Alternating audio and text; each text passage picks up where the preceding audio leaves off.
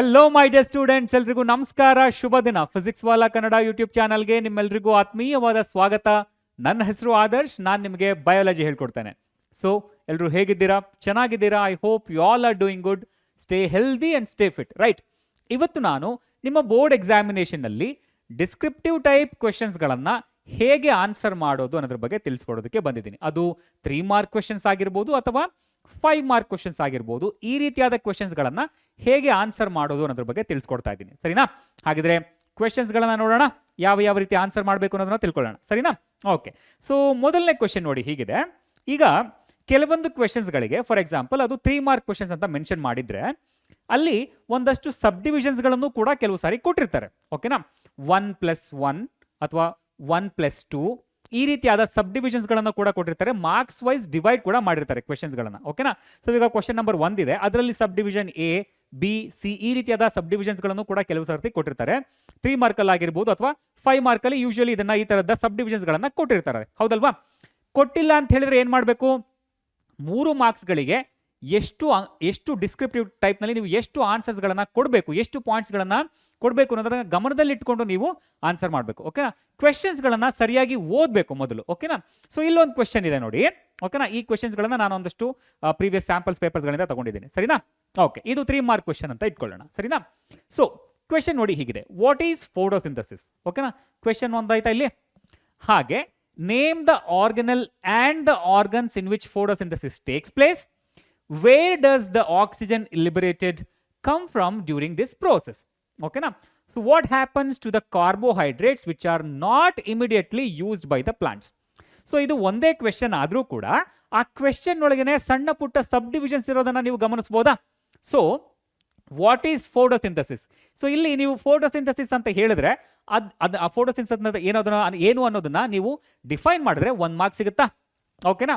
So ಹಾಗೆ name the organelle and organs in which photosynthesis takes place. So ಯಾವ ಆರ್ಗನಲ್ನಲ್ಲಿ ಆಗ್ತಾ ಇದೆ ಹಾಗೆ ಯಾವ ಆರ್ಗನ್ಸ್ಗಳಲ್ಲಿ ಆಗ್ತಾ ಇದೆ ಅನ್ನೋದನ್ನ ನೀವು ಹೇಳಿದ್ರೆ once again you will get another mark, right? ಹಾಗೆ where does the oxygen liberated come from during this process? Again ಇಲ್ಲೊಂದು ಸಬ್ ಡಿವಿಷನ್ ಕಾಣಿಸ್ತಾ ಇದೆ.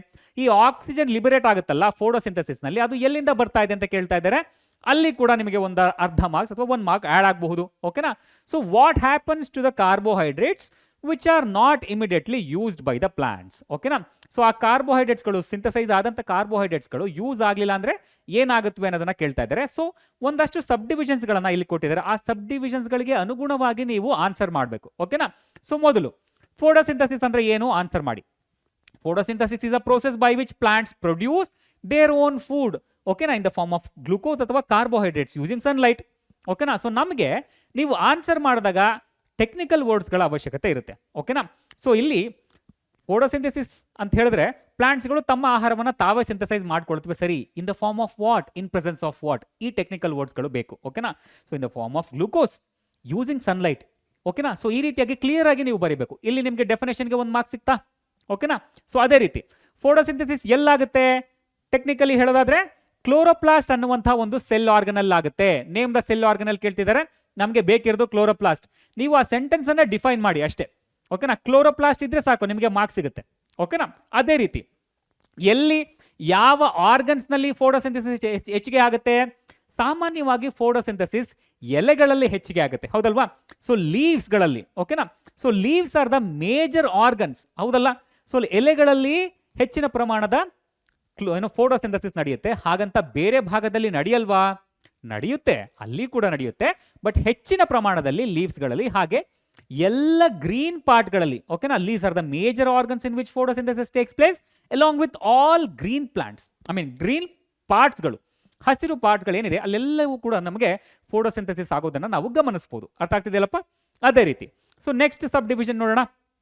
So where does the oxygen liberated come from during this process? ಎಲ್ಲಿಂದ ಬರುತ್ತೆ? The oxygen liberated from photosynthesis is release during what? Photolysis of water. ಓಕೆನಾ? Oxygen ಎಲ್ಲಿಂದ ಬರ್ತಾ ಇದೆ photosynthesis ನಲ್ಲಿ? Photolysis of water. ಆ ವಾಟರ್ನ ಬ್ರೇಕ್ ಡೌನ್ ಆಗ್ತಿದೆಯಲ್ಲ, ಅಲ್ಲಿ ಆಕ್ಸಿಜನ್ ಲಿಬರೇಟ್ ಆಗಿ ಬರ್ತಾ ಇದೆ. ಸೊ ನಮಗೆ ಬೇಕಿರೋ ಟೆಕ್ನಿಕಲ್ ವರ್ಡ್ ಏನು?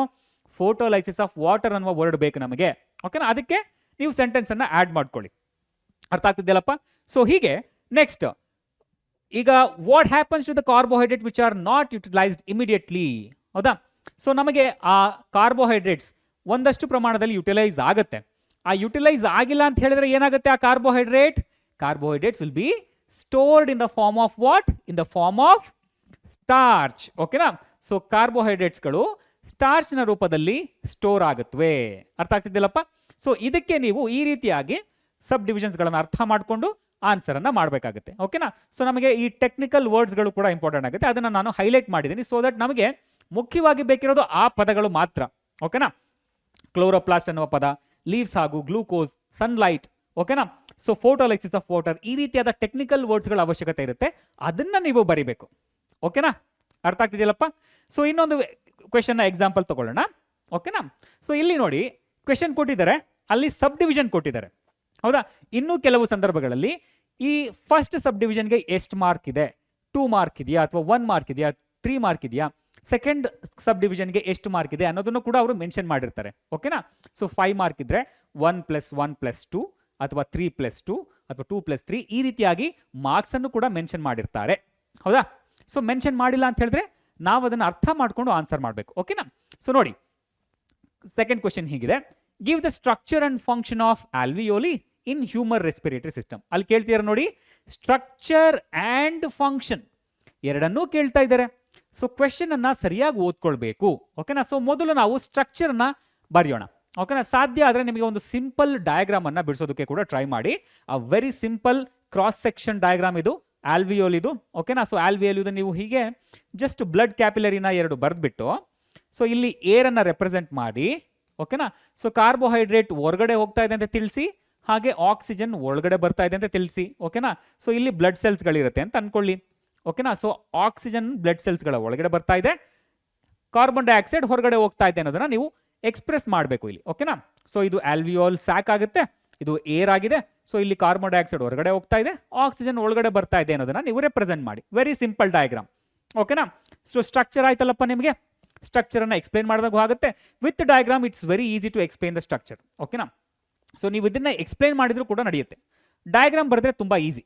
ಅರ್ಥ ಆಗ್ತಿದೆಯಲ್ಲಪ್ಪ? ನಂತರ ನೋಡಿ, ಫಂಕ್ಷನ್ ಆಫ್ ಆಲ್ವಿಯೋಲಿ. ಆಲ್ವಿಯೋಲಿ ಯಾವುದರಲ್ಲಿ ನಮಗೆ ಸಹಾಯ ಮಾಡುತ್ತೆ, ಯಾವ ಕೆಲಸದಲ್ಲಿ ಸಹಾಯ ಮಾಡುತ್ತೆ? Alveoli are the tiny air sacs which helps in gaseous exchange. ಅರ್ಥ ಆಗ್ತಿದೆಯಲ್ಲಪ್ಪ? ನಮಗೆ ಬೇಕಿರೋದು ಈ ವರ್ಡ್, ಆ ಗ್ಯಾಷಿಯಸ್ ಎಕ್ಸ್ಚೇಂಜ್ ನಲ್ಲಿ ಸಹಾಯ ಮಾಡುತ್ತೆ.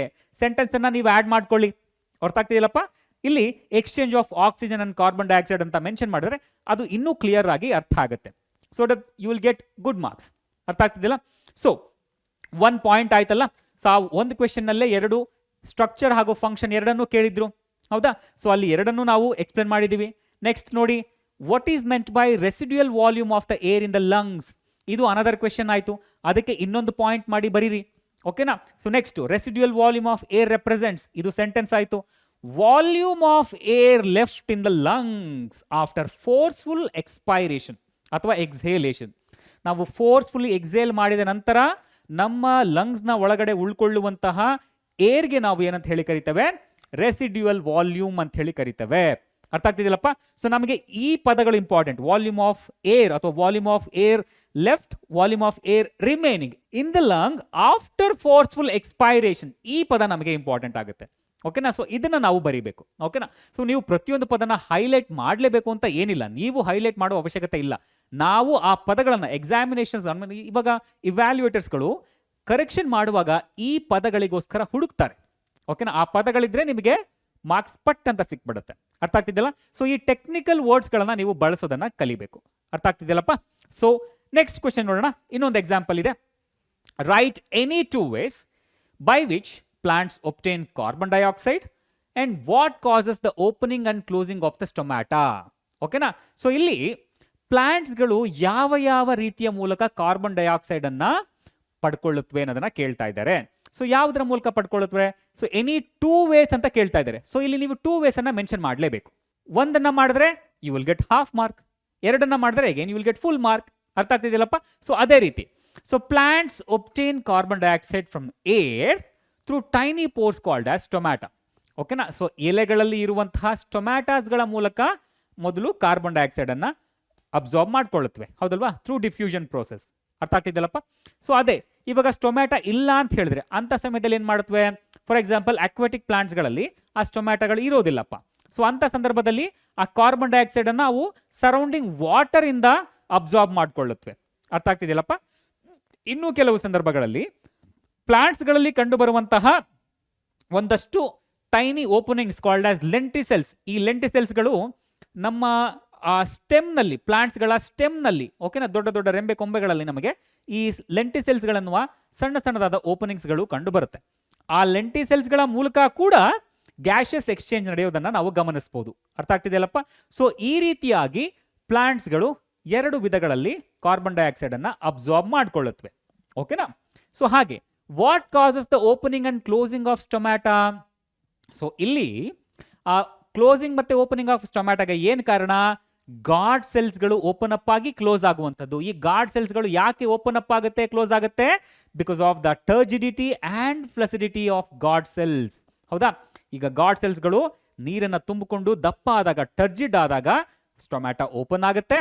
ಹಾಗೆ ಗಾರ್ಡ್ ಸೆಲ್ಸ್ಗಳು ನೀರನ್ನು ಕಳೆದುಕೊಂಡು ಫ್ಲಸಿಡ್ ಆದಾಗ, ಸಣ್ಣ ಆದಾಗ ಆ ಸ್ಟೊಮ್ಯಾಟಾ ಅನ್ನೋದು ಕ್ಲೋಸ್ ಆಗುತ್ತೆ.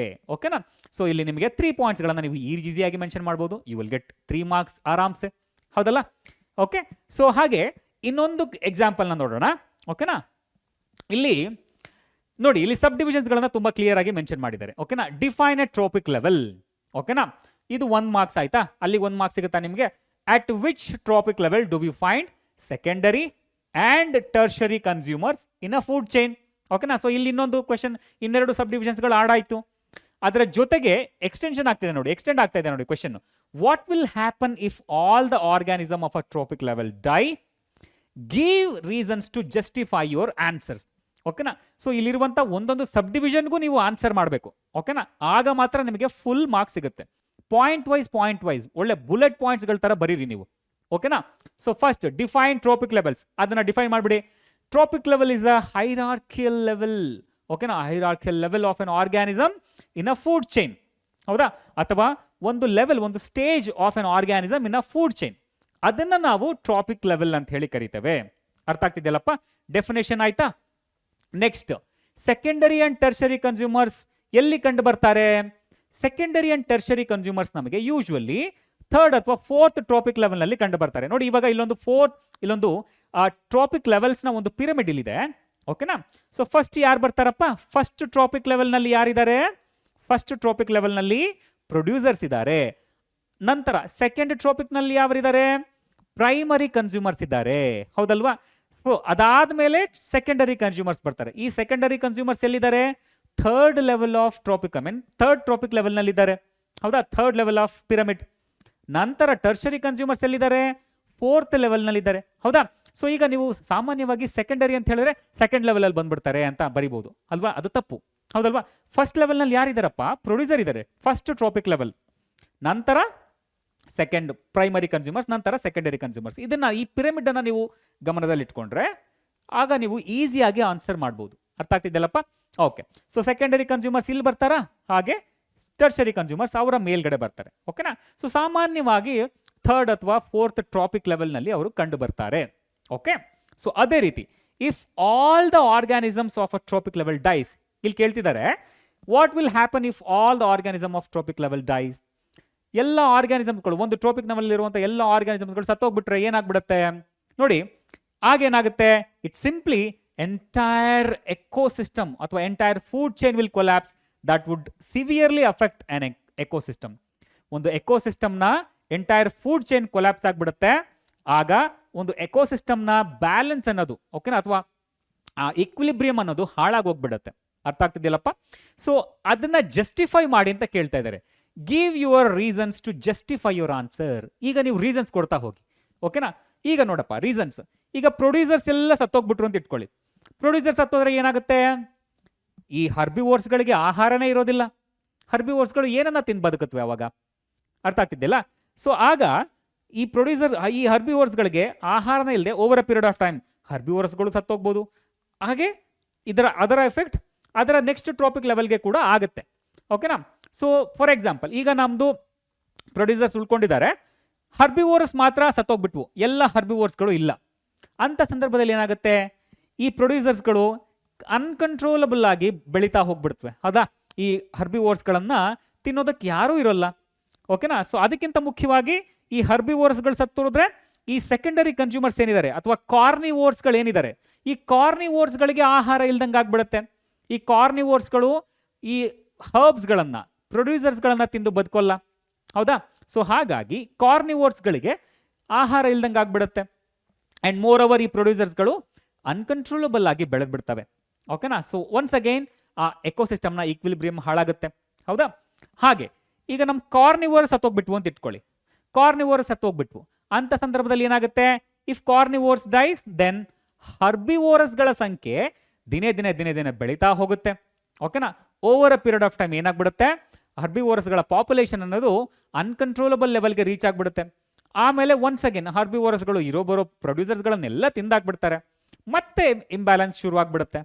ಅರ್ಥ ಆಗ್ತಿದೆಯಲ್ಲ. ಸೊ ಈ ರೀತಿಯಾಗಿ ಯಾವುದೇ ಒಂದು ಟ್ರೋಪಿಕ್ ಲೆವೆಲ್ನ ಆರ್ಗ್ಯಾನಿಸಮ್ಸ್ಗಳು ಸತ್ತರೆ ಅದು ಒಂದು ಎಂಟೈರ್ ಫುಡ್ ಚೈನ್ ಅನ್ನ ಕೊಲಾಪ್ಸ್ ಮಾಡುತ್ತೆ and it will bring a severe effect on our ecosystem. ಅರ್ಥ ಆಗ್ತಿದ್ದಿಲ್ಲಪ್ಪ. ಸೊ ಈ ರೀತಿಯಾಗಿ ನೀವು ಏನು ಮಾಡಬೇಕು, ಆ ಕ್ವೆಶನ್ ಅನ್ನ ಸರಿಯಾಗಿ ಓದಬೇಕು, ಆ ಕ್ವೆಶನ್ ಅಲ್ಲಿ ಇರುವಂತಹ ಸಬ್ ಡಿವಿಷನ್ಸ್ಗಳನ್ನು ಅರ್ಥ ಮಾಡ್ಕೊಳ್ಬೇಕು.